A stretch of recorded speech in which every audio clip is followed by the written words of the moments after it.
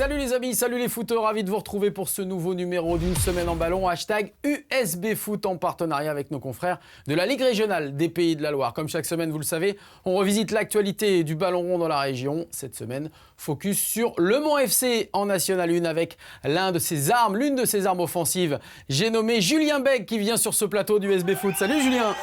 Bonjour, vous allez bien? Ouais, très bien. Toi aussi, si ça ne te gêne pas, je vais te tutoyer. Tu peux me tutoyer également à l'occasion. Voilà, on est ravis de t'avoir ici parce que d'abord, on va parler du Mans FC, parce qu'on va te découvrir davantage. Toi qui es arrivé au Mans depuis, c'est ta deuxième saison? C'est ma deuxième saison, c'est ça. Voilà. Et ben, on va découvrir d'abord par ce petit CV, on va voir un petit peu les clubs par lesquels tu es passé et savoir ton âge déjà. Ok. Tu es encore jeune. Allez, 28 ans. 28 ans, ça va. C'est bien, c'est le fleur de l'âge. C'est ça. Hein, allez, passer par Guingamp. On va revenir un petit peu sur quand tu étais plus jeune, mais en tout cas, les clubs professionnels, ça a été Guingamp, ça a été Bourg-en-Bresse, ça a été Boulogne. Après, on a vu un club en Roumanie, ouais. Astra Giurgiu. C'est ça. Et puis, l'arrivée, on l'a dit, en 2020, donc sur Le Mans FC. Réunionnais? C'est ça. Né à La Réunion, né où? Né à Saint-Pierre. Saint-Pierre de La Réunion, ouais. Quel magnifique île. Il y a beaucoup de footballeurs réunionnais quand même. C'est clair que c'est un bon vivier à La Réunion, donc non, c'est sympa. Et ça fait toujours plaisir quand une personne de La Réunion qui réussit au foot, ça fait toujours plaisir. Bon, et là-bas, tu as l'occasion d'y retourner? Quand je peux, ça dépend des trêves surtout. Ouais, puis il y a 11 heures d'avion quand même déjà. Il y a 11 heures d'avion, mais bon, ça va. Après, on le fait de nuit, donc ça se passe bien. Allez, on va revoir avec toi justement de découvrir davantage, c'est ce qu'on disait, on parlait de La Réunion. On va voir la première photo, parce que c'est vrai qu'on a essayé de chercher une photo de toi là-bas. Difficile. Alors on a pris justement la tamponnaise. C'est ça. C'est là où tu as fait tes premiers pas de footballeur? Bah c'est ça, je suis resté jusqu'à mes 14 ans là-bas. T'as commencé le foot à quel âge? J'ai commencé à l'âge de 5 ans. Ouais, comme la plupart des gamins. Comme la plupart gamins. de tous les gamins. Donc, bon souvenir. Donc, ouais. La Tamponnaise, c'est le club de quel joueur, mis à part toi, que tu as pu connaître par le passé? Est-ce que c'était le club phare de Lille ou est-ce qu'il y avait encore... Parce qu'on connaît beaucoup d'autres clubs aussi. Alors, à mon époque, c'était le club phare, on va dire. C'était eux qui gagnaient tout le temps, on va dire, le championnat. Ensuite, vous avez la Saint-Pierroise, c'est là où est formé Dimitri Payet et Guillaume Moirot. Et moi, à la Tamponnaise, c'est plus Zachary Boucher. Ouais, Zachary Boucher, le gardien de but. Hein. C'est ça. Passé par Auxerre, passé par Angers, voilà, etc. Et donc là-bas, ça veut dire on découvre les joies du foot, mais avec les copains, et puis ça grimpe en niveau. Tu joues en senior aussi là-bas, à 14 ans ou pas du tout? Non, pas du tout. Là-bas, je suis passé par le Pôle Espoir. Et après, au Pôle Espoir, j'ai fait 2 ans là-bas. J'ai fait la Coupe nationale à Clairefontaine. C'est là que je me suis fait repérer par Grenoble. Par Grenoble, où tu vas débarquer, donc premier club sur le continent. C'est ça. Comment ça se passe, Grenoble? Déjà, tu savais où le mettre sur la carte? Bah forcément non. Quand j'ai signé en fait. On t'a vu d'ailleurs. C'est toi là? C'est bien moi, ouais. Parce que là, on va vérifier avec toi quand même si c'est bien toi. La coupe de cheveux, elle est énorme. C'est ça, elle est énorme. Franchement, celle-là, elle va me suivre toute ma carrière. Mais elle est énorme. Moi j'aime bien. Perso, j'aime bien. Mais bon, on verra si tu te la refais après. Non là. C'est plus possible. Je pense que ma femme va pas être contente. Mais oui, bon souvenir. C'était compliqué, on va dire. Ouais. Temps d'adaptation, c'est notre culture. C'est notre culture. Ah oui, carrément. On va pas se mentir, il fait froid comparé à La Réunion, donc non. Mais après, ça va. La première année est difficile, après la deuxième année, ça allait. Et après. Combien de temps t'es resté à Grenoble du coup? Je suis resté 3 ans jusqu'au dépôt de bilan. Ouais, et donc, on s'y fait au bout d'un moment, c'est-à-dire que l'éloignement familial, l'éloignement des copains, on arrive à s'y faire malgré tout? On s'y fait vraiment jamais, mais bon, après, c'est une question, on va dire, d'habitude. C'est une question d'habitude. Après, forcément, il y a toujours un manque. C'est un manque de la famille, bon, ce qui est normal. En plus, moi, j'avais 14 ans, donc j'étais jeune. Donc, on va dire, c'est pour ça, la première année, on va dire, c'était vraiment difficile parce que c'était vraiment où vraiment je quittais ma famille vraiment longtemps. Et donc, le temps d'adaptation était dur, mais après, ça allait, quoi. Allez, 14-17 à Grenoble, on va voir ce qui s'est passé derrière Grenoble. Petit détour, comme chaque semaine, par le zapping de la semaine et les réseaux sociaux. C'est parti. C'est l'acharnement au travail. Hein. C'est ce que je répète toujours aux petits à qui je peux donner des conseils, c'est ne jamais baisser les bras. Croire en ses rêves. Croire en ses rêves. On ne sait pas ce qui peut se passer demain.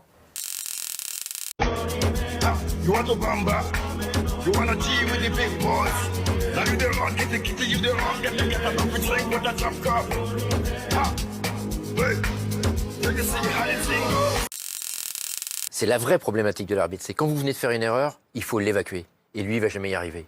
Et pire, en voulant l'évacuer, il va tomber dans une logique, dans un travers qu'on connaît, c'est la compensation. il va essayer de trouver un truc pour se sortir un peu le cul des ronces, on va dire ça comme ça. Tony Chaperon, donc on s'en souvient, hein, qui avait été l'auteur d'un très beau tacle sur Diego Carlos, effectivement, le défenseur nantais. C'est pour ça qu'on s'est permis de remettre un petit peu les choses à leur place. Adepte des réseaux sociaux ou pas du tout? Un peu quand même. Ouais. Insta Plus Insta. Insta, d'accord. C'est là où on poste des petites vidéos, des petites stories. Ouais, forcément. Évidemment, évidemment. Allez, on parlait de la Réunion, on parlait de ta première expérience à Grenoble et puis le départ vers Guingamp. Qu'est-ce qui fait que tu pars dans les Côtes-d'Armor? Donc le dépôt de bilan de Grenoble, Voilà. tu cherches un club, Guingamp vient de chercher, comment ça se passe? Alors en fait, à Grenoble, la dernière année, avec les 19 nationaux, on a terminé champion de notre poule. Du coup, on a joué contre tous les vainqueurs de chaque poule. Et ça se passe bien là-bas, on fait 2 matchs. Je crois le premier, c'est contre Metz, on gagne. Et après, on joue la finale contre le PSG, on perd 2-0. L'exposition est naturellement plus haute. L'exposition plus haute. Du coup, comme il y a eu le dépôt de bilan, il y a eu des clubs qui sont intéressés. J'avais Valenciennes, j'avais Bordeaux, j'avais Guingamp. Et j'avais aussi Middlesbrough en Angleterre. Et j'ai fait le choix avec mon agent de Guingamp. Guingamp. Parce qu'à l'époque aussi, Guingamp, c'était reconnu comme un bon club formateur, voilà, c'est ça. familial, C'est ça. qui te correspondait peut-être davantage? Ça me correspondait bien. Après, voilà, le discours aussi du coach, forcément, c'était Lionel Rouxel à cette époque. Donc, non, c'était ce qui me convenait le mieux à ce moment-là. Là-bas, tu signes quel type de contrat? Je signe stagiaire pro. Stagiaire pro? C'est ça. Et t'es prêté, pas dans la foulée, hein, parce que t'as fait des matchs en plus avec la Ligue 1, t'as fait un match ou 3 matchs? J'ai fait... 3 matchs en tout, je crois. J'ai fait 4 matchs. 4 matchs. 4 Ouais, matchs. voilà, J'ai une 4. passe décisive à 3. Mm. Et en stagiaire pro, j'ai fait ma formation normale. J'ai terminé ma formation à Guingamp, en CFA, j'ai joué. Et après, c'est quand je signe pro la première année, c'est là que je me fais prêter à Boulogne-sur-Mer. À Boulogne, un prêt qui va s'avérer quand même vachement positif, parce que tu fais une belle saison. Hein. Ouais, je fais une bonne saison. En plus, on fait aussi une belle épopée en Coupe de France. Oui. On se fait sortir contre Saint-Etienne. Donc non, c'était de beaux souvenirs. Avec les mêmes couleurs, en fait, rouge et noir comme à Guingamp. C'est ça. Et c'est vrai que cette saison à Boulogne, elle est plutôt bonne. Tu retournes à Guingamp pour repartir quasiment immédiatement dans la foulée. Alors, je suis resté 6 mois. 6 c'est mois. là où je joue un peu quand même en Ligue 1. Et après, tu pars Et en après, mercato je hivernal. pars en prêt, voilà, c'est ça, à Bourg-en-Bresse en Ligue 2. Parce que voilà, je voulais un peu plus de temps de jeu pour avoir plus d'expérience. Et puis en même temps, tu gravis les échelons au fur et à mesure. Parce que c'est ça. bonne saison nationale avec Boulogne, derrière la Ligue 2 avec Bourg-en-Bresse, comment ça se passe là-bas? Ça se passe aussi plutôt bien. Très positif. Premier match, je marque contre Créteil. On gagne 5-1, je crois. Et je mets le dernier but. Donc non, positif.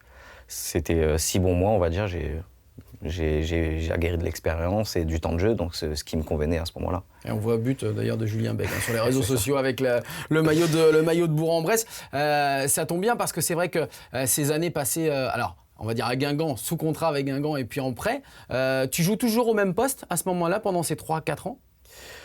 Alors à Bourg-en-Bresse, je joue vraiment en deuxième attaquant, on va dire, parce que Ouais. là-bas c'était en 4-4 de losange, je jouais devant. Devant avec un autre numéro 9. Voilà, c'est ça. Donc à Boulogne et à Bourg, en fait, j'ai toujours joué devant. Donc je jouais vraiment à mon poste, donc c'est là où je m'épanouis.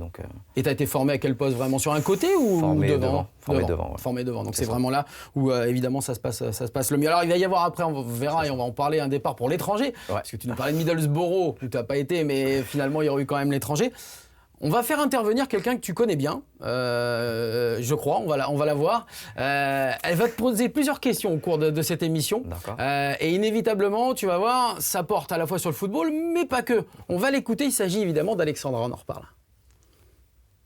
Une petite anecdote assez drôle, raconte-nous le jour où un président de la République t'a félicité pour un match que tu as absolument pas joué. Alors, un match que tu n'as pas joué, tu as été félicité par le président de la République. Resitue-nous un peu le contexte. Alors le contexte, finale de la Coupe de France, Guingamp-Rennes. Ah oui, Guingamp-Rennes, ce fameux Guingamp-Rennes. C'est ça. Et du coup, le coach Gorenet qui fait son groupe. Moi, j'étais pas dans le groupe, mais il a pris quand même tout le groupe pour aller au Stade de France. Et à la fin, ça gagne, donc on rentre tous sur le terrain et tout. Et après, il y a ce truc particulier en France, c'est que les vainqueurs, ils montent dans les tribunes. Eh oui. Et là, toi, tu montes. je monte, je prends ma médaille, forcément. Normal. Et là, vous avez François Hollande, qui était à l'époque le président, qui me dit « Franchement, vous avez bien joué, très bon match de votre part. » Excellent. Sauf que moi, j'ai descendu les marches et j'étais mort de rire. Je dis « Putain, c'est pas mal, j'ai pas joué, mais bon. » Mais quand même, pas le mal. président, Donc, c'est ça ça. restera quand même Donc, c'est clair. dans les têtes. C'est super anecdote en tout cas. On va la retrouver Alexandra qui n'est autre que ta compagne. C'est ça. Évidemment, et qui a bien joué le jeu, on va le voir. Elle était super. On parlait du départ pour la Roumanie parce que derrière le contrat avec Guingamp, il y a d'autres opportunités qui s'offrent à toi. Tu as fait des belles saisons. Et pourquoi un départ directement vers la Roumanie? Alors, pour vous situer un peu le contexte, en fait, après Guingamp, quand j'étais prêté à Bourg-en-Bresse, comme ça s'est bien passé, ils m'ont proposé de revenir directement, mais d'être avec eux. Du coup, j'ai résilié mon contrat à Guingamp et je suis parti à Bourg-en-Bresse en Ligue 2. Du coup, j'ai fait 2 ans là-bas. Et après la 2e année où on descend en national, du coup, j'avais des offres en Ligue 2, mais j'avais envie de voir autre chose. Donc, voilà, la Roumanie est venue à ce moment-là et ça m'a plu, donc je suis parti. Une coupe? Là aussi, on parle de coupe là-bas? C'est ça, T'as gagné la coupe, Non, finaliste. Finaliste, c'est vrai, avec l'Astra. Finaliste avec Astra Giorgio, on joue devant 70 000 personnes. Franchement, c'est génial aussi, c'est de bons souvenirs. Et non, je regrette pas parce que c'était vraiment, on va dire, même sur le plan humain, j'ai appris pas mal de choses et c'était plutôt pas mal. Un public aussi de passionnés en Roumanie, hein, là, aussi, parce qu'il y a des gros matchs, c'est vrai qu'ils sont bien présents. Et puis, derrière, l'arrivée au Mans, le Mans, alors on le sait, club également passé par la Ligue 1, grand stade. J'imagine que tout ça explique aussi peut-être pourquoi tu as signé du côté de la Sarthe. Bah oui, c'est clair. En plus, le Mans, on va dire, c'est un peu historique quand même, avec le stade, avec tous les joueurs qui sont passés aussi, les Gervinho, Drogba, c'est sûr qu'il y a des belles générations. Bah oui, c'est clair. Du coup, forcément, voilà, j'ai eu ce projet-là et après, forcément, le président m'a appelé et ça a matché tout de suite, quoi. Ça a matché tout de suite. Contrat de 2 ans, 3 ans 2 ans pour le national. Et donc ta 2e saison qui était en train d'effectuer. On va d'ailleurs voir ensemble, puisqu'on va en parler un petit peu de cette saison et on va en profiter pour voir tes buts. Alors c'est marrant parce que officiellement c'est 5, j'ai vu 6 parfois dans la saison. C'est suite à ce fameux coup franc là C'est ça, ce coup franc à Cholet, ouais, c'est ça. Voilà, alors que là on va. Si elle était déjà rentrée, pas rentrée, il n'y a pas la goal line technologie. Ouais, mais on va dire qu'elle est rentrée quand même. Elle est rentrée quand même, donc ça fera 6. En tout cas, on les revoit en même temps. Tu fais une belle saison? Bah pour l'instant ça va. Bon, je pense que je peux encore mieux faire, mais. Tu te sens bien en tout cas? Oui, je me sens bien, c'est clair. Bah, après, de toute façon, quand un attaquant marque, forcément, ça engraine de tout ce qui va avec, c'est-à-dire de la confiance. Donc, forcément, oui. Donc, pour l'instant, oui, je fais quand même une bonne saison, mais j'espère que ça va continuer. Elle n'est pas finie. Elle n'est pas terminée cette saison. On va en reparler bien évidemment. On va reparler également de tes buts.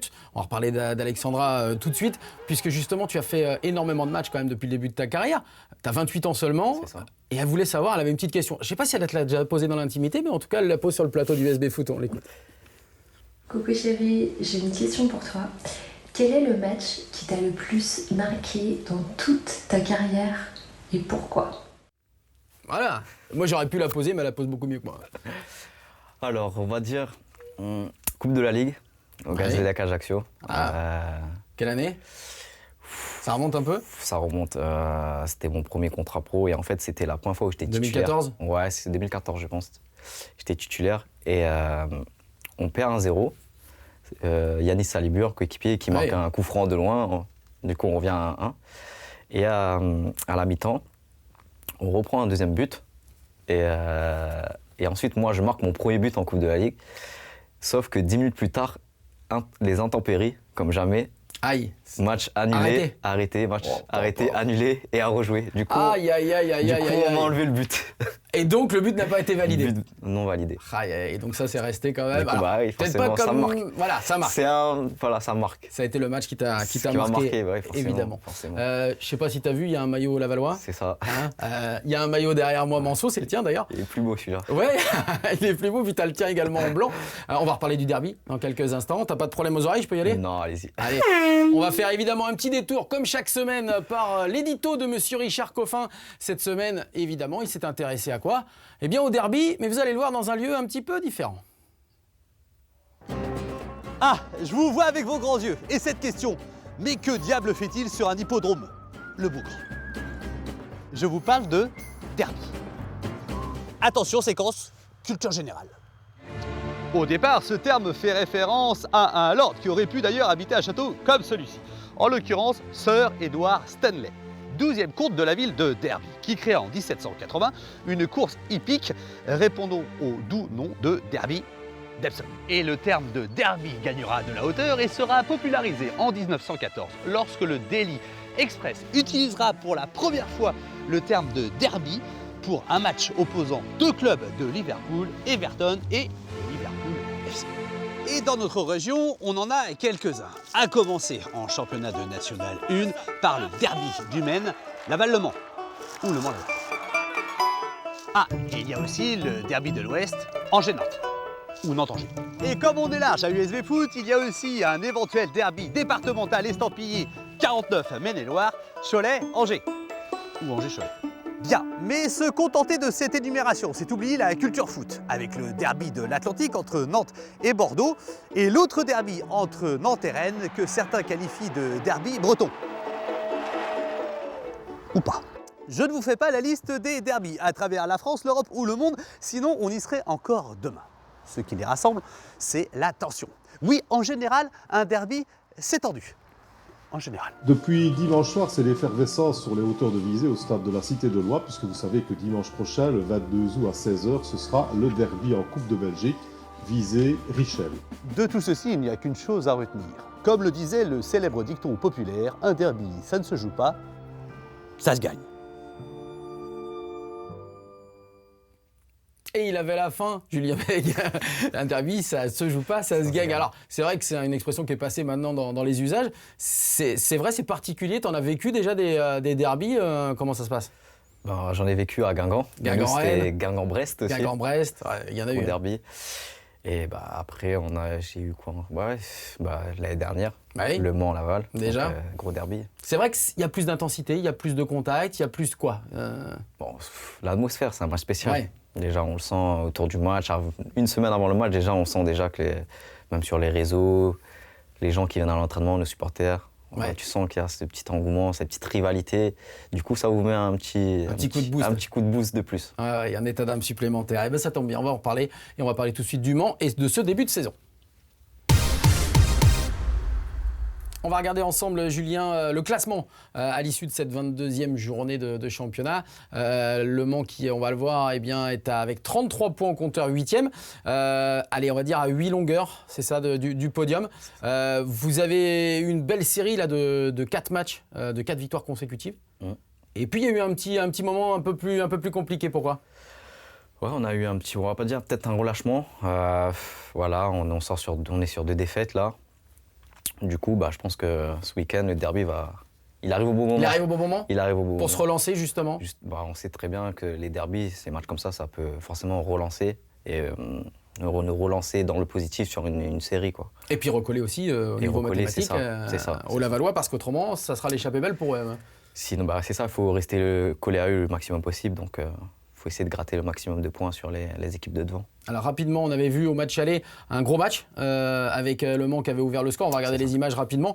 Et puis Laval qui avait réussi à l'emporter avec 2 buts de Durban, l'attaquant lavallois qui était à ta place sur ce plateau du USB Foot il n'y a pas si longtemps que ça. Ça a été un match justement où c'était très serré. Oui, c'était un match très serré. Après, de toute façon, les derbys, forcément, c'est toujours serré. Ça se gagne au détail. Donc voilà, ça les a réussi à eux, chez eux. Donc à vous d'égaliser à ce niveau-là. Non, dimanche, c'est chez nous. Ouais, parce que c'est vrai qu'au niveau des statistiques, dans les confrontations entre Le Mans et Laval, c'est serré. Il y a une victoire d'écart en tout dans l'historique entre Laval et Le Mans. Pour l'instant, l'avantage des Lavallois. Vous pouvez égaliser justement dimanche. Allez, on va regarder ensemble les stats au niveau du Mans. Je regardais les attaques en termes d'attaque et en termes de défense. 6e défense, du côté du Mans. 13e attaque. Il va falloir aussi booster un petit peu tout ça pour... il faut, de toute façon. Il n'y a pas le choix. Il n'y a pas le choix. Allez, on parle du rugby, de la rubrique justement sur le derby du Maine, je vais y arriver, avec notamment les états de forme, on vient de le voir. On parlait du Mans avec ses statistiques, la stat de Laval, elle est assez énormissime, on va le voir, sur les 8 derniers matchs, 7 victoires, 1 nul, série en cours. On les attendait peut-être pas aussi haut en ce début d'année 2022 finalement. Justement, cette série-là les ont permis aussi d'être en haut du classement en cette période. Donc en national, on sait que c'est les séries qui fait que la club reste en haut du tableau, donc tant mieux pour eux. Et ça veut dire aussi que vous pouvez la faire également, cette série. Il reste encore des matchs. Il reste 12 matchs. Donc, Ça doit être un exemple finalement, on va dire cet exemple du rival et néanmoins ennemi, on va dire, mayennais. Exemple, oui et non. C'est parce qu'on sait que quoi qu'il arrive, il faut faire des séries. Donc, mais vous êtes capable de la faire on l'a l'effectif. fait, on l'a fait sur le mois de janvier, on l'a fait. On sort de 4 victoires. Donc on sait qu'est-ce qu'il faut faire, quels sont les ingrédients à mettre pour le faire. Donc on n'a plus qu'à. Allez, on regarde les matchs justement à venir pour le national avec la réception pour Cholet dans quelques jours. Ce sera du côté donc du Maine-et-Loire avec également donc le derby qui sera diffusé Le Mans-Laval sur France 3 Pays de la Loire. Vous le voyez, dimanche 15h15. J'aurai le plaisir de vous commenter cette rencontre en compagnie notamment d'Olivier Monterrubio et de Thierry Fourmi. On va faire un petit détour avec nos amis de la Ligue régionale de foot des Pays de la Loire pour voir les plus beaux buts du foot amateur. Tu vas te régaler, regarde. Oh, il est parti. Elle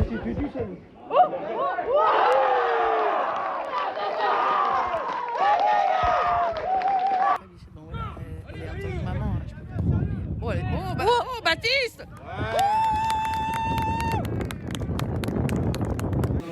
Oui. Allez, revenez.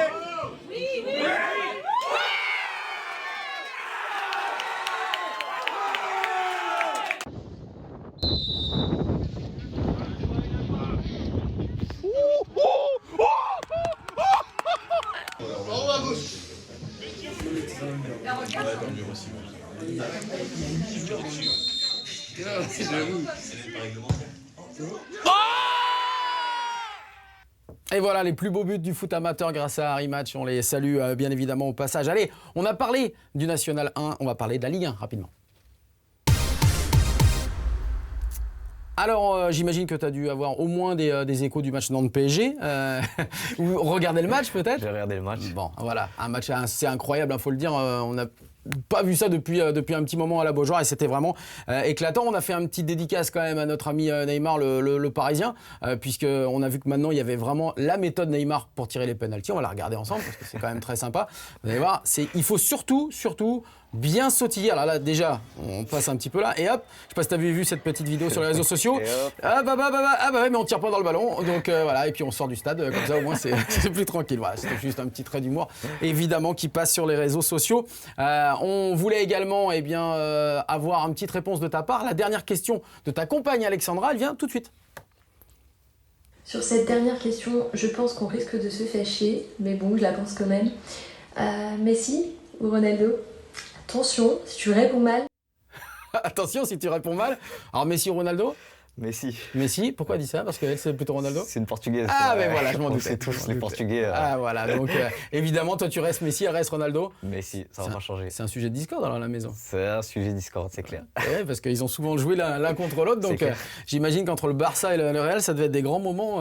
C'était pas mal. Ouais, ça devait être pas mal, effectivement. On garde cette info du FC Nantes, puisqu'il y a la demi-finale qui arrive entre Nantes et Monaco, match à guichet fermé du côté du stade de la Beaujoire. Attention, il y a une stade qui plaide pas forcément en faveur, on va le voir, du FC Nantes. Lille et Monaco, vous allez voir, sont les deux bêtes noires du FC Nantes, puisque Nantes a battu toutes les équipes actuellement en Ligue 1, sauf ces deux-là. Et Monaco, on espère, on reconnaîtra le même sort que le Paris Saint-Germain du côté du stade de la Beaujoire. Rapidement, les matchs à venir de Ligue 1 pour la prochaine journée de championnat. On va les regarder ensemble avec la réception de Lens pour Angers, qui est pas bien, 4 défaites consécutives. Et puis Nantes, qui monte au classement et qui va aller chez l'avant-dernier du côté du FC Metz. 1 minute 45 d'émission. Julien, attention, on passe à la partie quiz. C'est parti pour le quiz de fin. On va évidemment poser la question à Julien Bègue du Mans FC. Alors, on parlait de la Réunion tout à l'heure. Julien, ça tombe bien. Parmi ces 3 Réunionnais, lequel n'a jamais porté le maillot du FC Nantes ? Alors, est-ce qu'il s'agit réponse A de Dimitri Payet, qui n'a jamais porté le maillot du FC Nantes ? Est-ce qu'il s'agit réponse B de Willy Grondin, qui n'a jamais porté le maillot du FC Nantes ? Est-ce qu'il s'agit réponse C de Manu Payet ? C'est dur la question, hein ? Manu Payet. Ouais, Manu Payet. La réponse, on va l'écouter. Est-ce qu'elle est bonne, Paul ? Mais oui, elle est bonne, évidemment. Manu Payet, qui n'est autre qu'un acteur bien connu et animateur de radio et qui est également réunionnais, mais qui n'a jamais joué, évidemment, du côté du FC Nantes. Comme chaque semaine, on termine par notre coup de cœur de la semaine. Et le coup de cœur, Julien, eh bien, désolé, il va aller du côté de Laval, mais pour le futsal. Pas pour le foot à 11. Voilà la victoire du club de l'Étoile, du futsal Étoile Lavalloise, 6-5 contre le leader du championnat de D1. Les Lavallois, eh bien, qui se remettent un petit peu à l'endroit dans ce championnat. À noter que les Nantais également en futsal, eh bien, l'ont emporté et sont deuxième ou troisième au classement à 2 points justement du nouveau leader. Voilà, un grand merci à toi, Julien. On va se régaler dimanche, j'espère tous ensemble, entre Manceau, Lavallois et puis toutes les équipes techniques de France 3 Pays de la Loire qui seront sur place. Merci d'être venu, Julien. Merci à vous de votre invitation. C'était vraiment cool et merci à Alexandra, évidemment, ta compagne qui a agrémenté de sa présence cette émission. On se retrouve la semaine prochaine pour un nouveau numéro du SB Foot, le 100e. Attention, on aura une émission certainement exceptionnelle.